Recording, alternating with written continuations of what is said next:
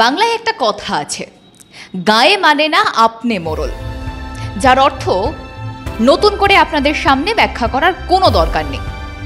বাংলাদেশের পরিস্থিতি এখন সেটাই। গোটা বাংলাদেশের সাধারণ বুদ্ধিজীবী, মার খাওয়া আওয়ামী লীগ, কোনো ক্রমে টিকে থাকা বিএনপি, টিম করে চলা জাতীয় পার্টি, ডিসিপ্লিনড সেনাবাহিনী থেকে একেবারে খেতে না পাওয়া সাধারণ বাঙালি সবাই বলছেন যথেষ্ট হয়েছে, এবার আসুন। আর তিনি বলছেন, আরে সংস্কার বাকি। কিসের সংস্কার?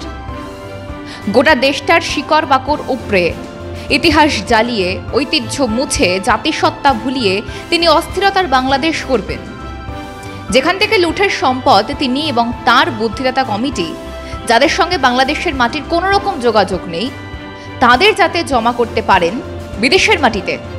এলোমেলো বাংলাদেশে এখন মবের লুটে পুটে খাওয়ার রাজত্ব চলছে। নমস্কার, আমি তপজা, মাধ্যমে আপনাদের স্বাগত। 5.5 দিনের ব্রিটেন সফর শেষে বাংলাদেশে ফিরেছেন উপদেষ্টা। জুন থেকে 8ই আগস্ট 2024-এর পর বাংলাদেশে অন্তর্বর্তীকালীন উপদেষ্টার এটি ছিল 11তম বিদেশ সফর। গড়ে 4 দিন বিদেশে থাকা এবং যাতায়াতের জন্য 2 দিন করে সময় ধরলেও অন্তত 66 দিন তিনি ছিলেন দেশের বাইরে। অর্থাৎ 287 দিনের মধ্যে 66 দিন হয় আসমানে, না হয় বিদেশের মাটিতে ছিলেন বাংলাদেশের এই উপদেষ্টা। অর্থাৎ যার অর্থ গত 10 মাসের কিছু বেশি সময়ের 5 ভাগের 1 ভাগ কাটিয়েছেন হয় ফ্লাইটে, না হয় বিদেশে। অর্থ জুগিয়েছে কে? বাংলাদেশের গরিব মানুষ। তারা তাদের ট্যাক্সের টাকা গুনে দিয়েছেন উপদেষ্টার বিদেশ সফরের খরচ জোগাতে। বিনিময়ে কি পেয়েছেন?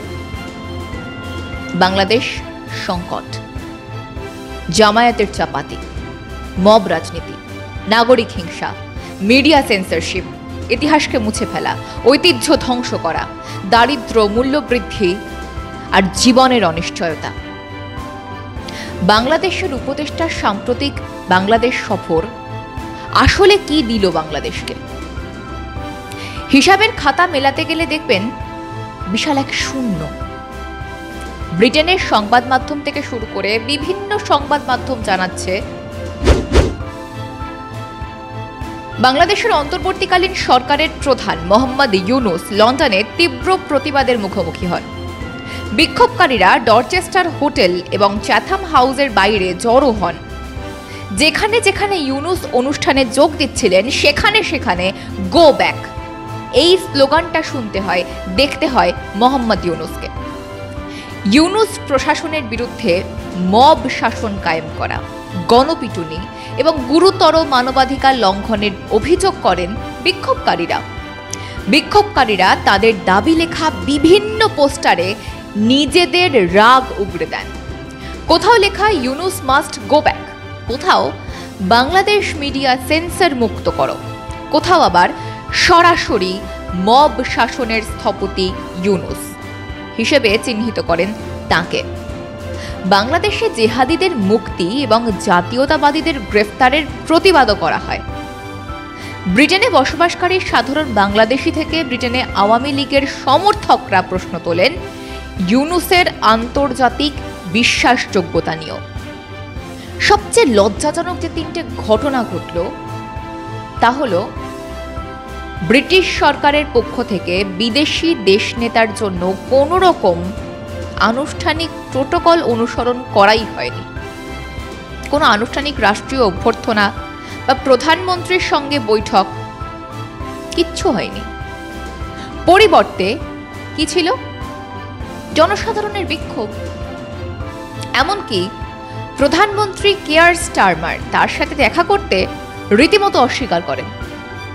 বিমানবন্দরে তাকে অভ্যর্থনা বা বিদায় জানাতে কোনো আনুষ্ঠানিকভাবেও যুক্তরাজ্যের প্রতিনিধি দল ছিল না। তবে বাকিংহাম প্যালেসে গত বৃহস্পতিবার রাজা 3য় চার্লস হারমনি অ্যাওয়ার্ড তিনি পেয়েছেন, মানে ইউনূস সাহেব পেয়েছেন। তা কেন এই পুরস্কার? বলা হয় ব্রিটেনের রাজার প্রতি হারমনি বা আনুগত্য দেখানোর পুরস্কার এইটি। আর কি মিলল নিজেরাই দেখে নিন। ডাস্টবিনে ইউনূস, অথবা বলতে পারেন ইউনুস ডাস্টবিন।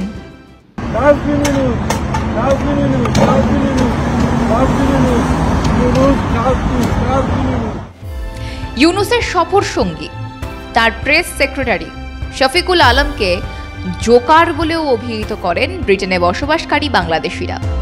স্লোগান ওঠে শফিক ডাকাত বলে। শফিক ডাকাত লন্ডনে, এদিকে শফিক ডাকাত, শফিক ডাকাত লন্ডনে, এদিকে শফিক ডাকাত, শফিক ডাকাত, শফিক ডাকাত লন্ডনে। দেখেন আপনারা সবাই শফিক ডাকাতকে, এই দেখেন শফিক ডাকাত, শফিক ডাকাত গণশত্রু লন্ডনে। আর কি হয়েছে? লন্ডনের ডরচেস্টার হোটেলে বিএনপির ভারপ্রাপ্ত চেয়ারপারসন তারেক রহমানের সঙ্গে বাংলাদেশের প্রধান উপদেষ্টার বৈঠক। কি তার ফলাফল? যে সম্পর্কে খোলসা করে না বলা হলেও একটি দুটি সূত্র থেকে যা উঠে আসছে, আগামী বছর ফেব্রুয়ারির আগে নির্বাচনের কথা মানতে বাধ্য হয়েছেন উপদেষ্টা। তবে সেখানেও উপদেষ্টার পক্ষ থেকে শর্ত রাখা হয়েছে, আওয়ামী লীগবিহীন নির্বাচন। জাতির কাছে আওয়ামী লীগকে গণশত্রু হিসেবে তুলে আনতে হবে। কিন্তু বিএনপি আজ যদি এই শর্ত মেনে নেয়, তাহলে ভবিষ্যতে বিএনপিকেও একই মাসুল গুনতে হবে। কারণ মব শাসকের কাছে যুক্তি, গণতন্ত্র, আলোচনা আসলে পরিহাসের বিষয়। সেই কারণেই বিএনপিও সাবধানে পা ফেলতেই আগ্রহী।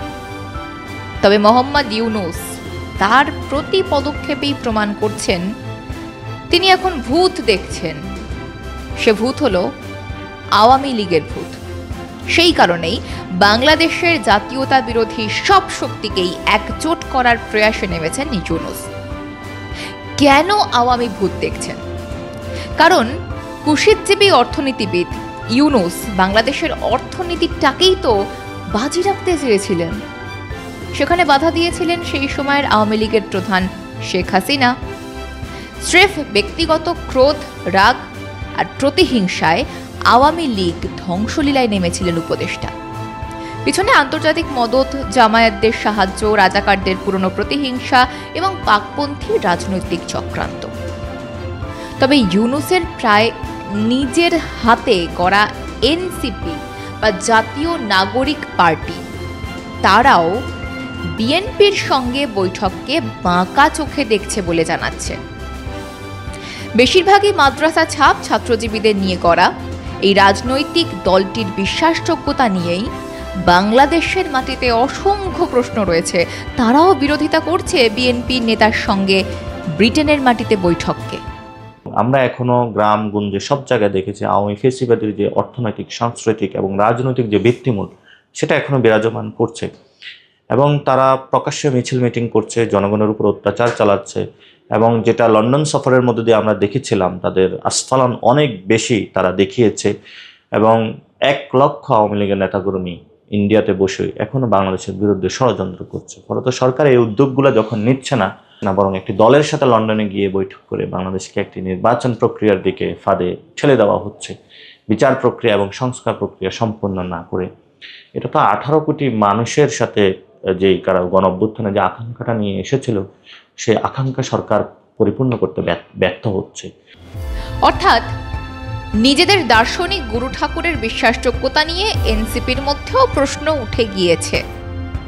আরেকটি প্রশ্ন উঠেছে, একটি দেশের অন্তর্বর্তীকালীন সরকারের প্রধান তার দেশের রাজনৈতিক দলের নেতার চেয়ারপারসনের সঙ্গে দেখা করতে লন্ডনে যেতে হচ্ছে কেন? কেন মাটিতে আলোচনায় সমস্যা হচ্ছে? সমস্যাটা কোথায়? প্রশ্নটা সহজ, কিন্তু উত্তরটা কঠিন। সেই কারণেই উত্তরটা খুঁজতে খুঁজতে এটাও ভাবুন, তাহলে বাংলাদেশের আসল নেতাকে? নাকি মাঝিবিহীন একটি নৌকো স্রেফ ভেসে চলেছে অনির্দিষ্ট কোনো এক লক্ষ্যে? যদি তাই হয়, তাহলে বাংলাদেশের 18 কোটি মানুষের হাতে কি রইল? পেন্সিল? একটাই আশার কথা, বাংলাদেশের মানুষ এই চাটুকার উপদেশটাকে ক্রমশ চিনছেন। দেশ বেচার, জাতিসত্তা ধ্বংস করার বিপদকে তারা চিনতে পারছেন। আজ এই পর্যন্ত। আমি তপজা। আগামীকাল ফিরে আসব অন্য কোনো বিষয় নিয়ে, নতুন বিষয়ে, নতুন আলোচনায়। ততক্ষণ পর্যন্ত সঙ্গে থাকুন, দেখতে থাকুন মাধ্যম।